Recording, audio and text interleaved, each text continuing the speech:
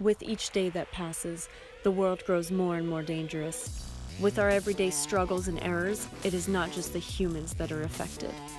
There are millions of wildlife creatures doomed. From natural disasters and oil spills to toxic waste and radioactive sludge, we may never fully recover. I was once human, but with those accidents, I have become this creature. A queen of all monsters, monsters that all of you created by being so careless. They are ready for revenge, ready to make you understand the gruesome horror that is now their life. I hope you're prepared. Hey guys, so we are starting with the beak. So we're taking some styrofoam, a marker, X-Acto knife, and you will need a hot glue gun. So basically we're going to cut off the base of one of the cones. We're going to mark it right now, but we're going to cut that off, and then we are going to attach it to the base of the other one because we need some more length. I could have just bought a bigger cone, but I didn't know how big I was going to make this beak. So you're going to go ahead and glue that bottom part on, make sure it fits nicely, and then just throw some hot glue on there and wait for it to dry.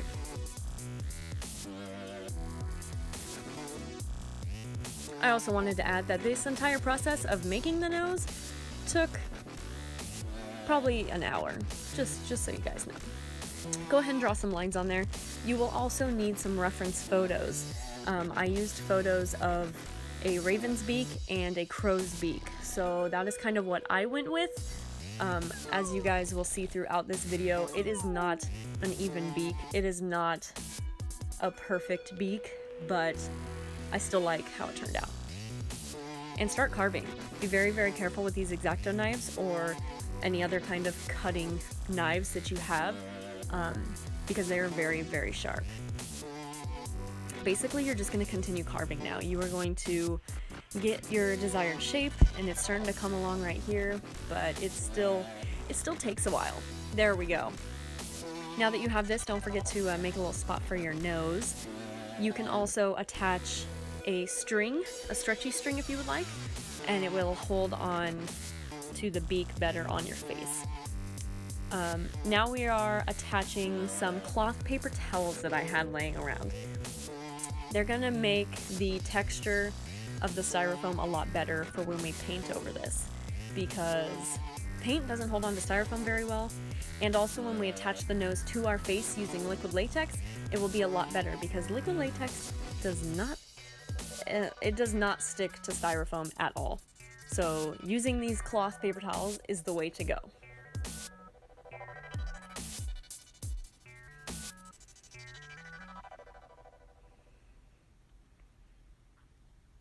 Once that's all done, this is how it will look, and then you will need to go ahead and paint it. Here it is painted. Alright, now we're going to stick this on our face.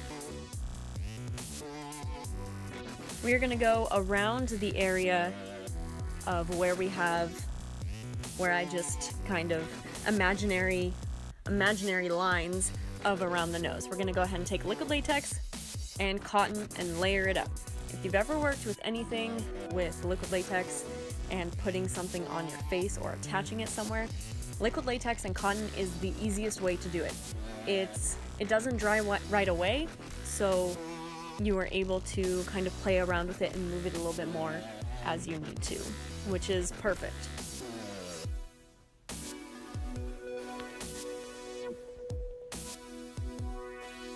Make sure there's plenty of liquid latex there. And then you're going to stick it right on your face. And I will add that this is very hard to see with. Once I glued it on and it stuck very well, it was a little bit easier.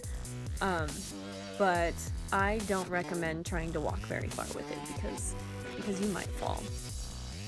Don't forget to do both edges around the nose as well. You do want to make sure that this completely sticks to your face. There were several instances that I hit the end of the nose because it's like 7 inches off my face, and it did not come off at all. So that's the way to do it. That's how you want it. You want it to stick on your face well enough. You don't want to be in the middle of taking photos and it fall off your face. Here you can see that I don't actually need to hold on to it anymore, so that's what I'm talking about. That's what you want. Just continue to layer up the cotton and liquid latex. Just be careful around the eyes and your eyebrow hairs. It can pull out eyebrow hairs and facial hairs, so just be careful. Don't ever just rip liquid latex off. There are always different spirit gum removers and different things like that, so please always be careful with that.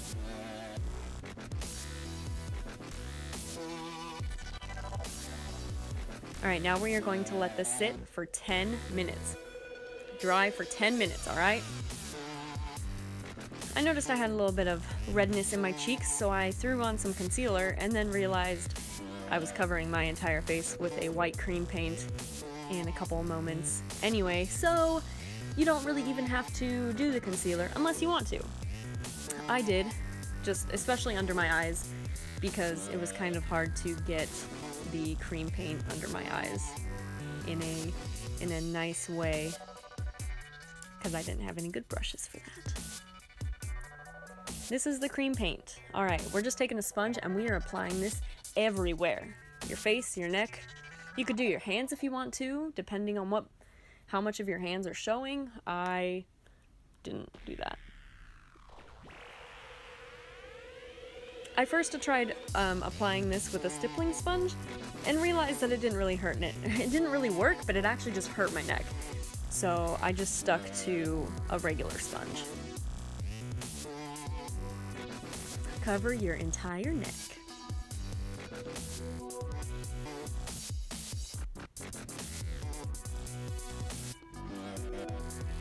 Alright, so now we are going in and shading out that liquid latex and cotton buildup area, because we need a smooth transition from the beak to our face.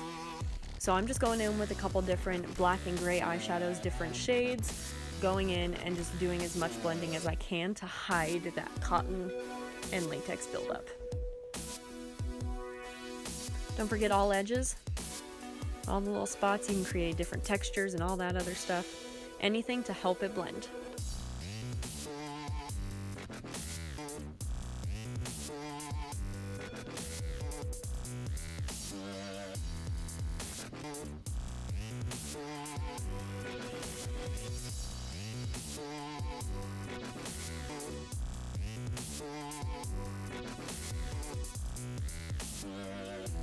Alright, so now we're going to go ahead and paint that area and add some eyebrows. There's my eyebrows. You want to make sure your eyebrows are nice and dramatic. We're just going in with some similar shadows and shades that we use to blend the nose into our face. So just some grays and blacks, just go ahead and blend it out. It's okay to have it look messy because a queen of the swamp isn't going to be very perfect. She's going to be messy and dirty, and that is okay.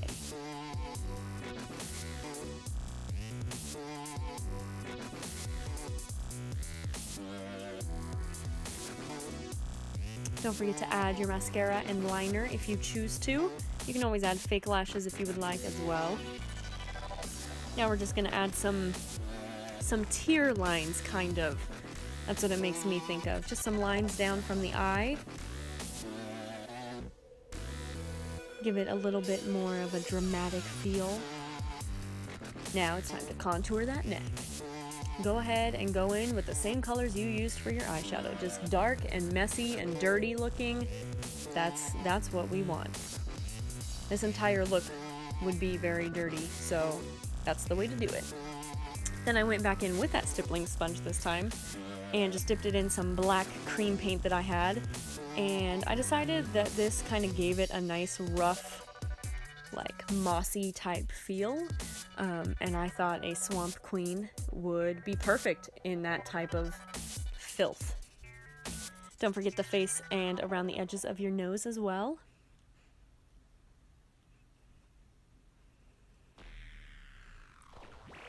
And we are almost done. Now all you need is a lip, some hair, some accessories, and you are finished. Thank you guys so much for watching. I hope you enjoyed this. Make sure to give it a thumbs up and subscribe if you haven't already, and share this with your friends.